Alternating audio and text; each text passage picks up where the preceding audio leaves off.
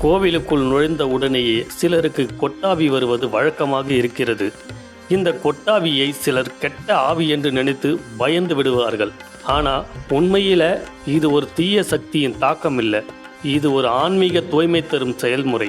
நம்ம உடம்புல சில நேரங்களில் நம்மளாலேயே தெரிந்து கொள்ள முடியாத மாதிரி சில எதிர்மறை அதிர்வுகள் இருக்கலாம். அதெல்லாம் நம்ம கோவிலுக்குள் நுழையும் போது மங்கள ஒலி, மந்திர ஒலி, தீப ஒலி, நாத சக்தி ஆகியவைகளால் தூண்டப்பட்டு வெளியேற தொடங்கும். அந்த நேரத்தில் தான் நமக்கு கொட்டாவி வரும், கண் சுமச்சி போகும், சிலருக்கு தலையில் வலியும் உடம்பு சோர்ந்து போவதாக தோன்றும். இது எல்லாமே தீய சக்தி வெளியேறும் அறிகுறிகள். அதனால உடனே பயப்பட வேண்டியது அவசியமில்லை. தீய சக்தி நம்முள் இருந்தால் உடல் பலவீனமானவர்கள் இதை உணர்வார்கள். கர்ப்ப கிரகத்தில் நுழைந்தவுடன் நம்முள் இருக்கும் ஆறா வெளிப்படும் போது அனைத்து தீய சக்திகளும் வெளியேறிவிடும்.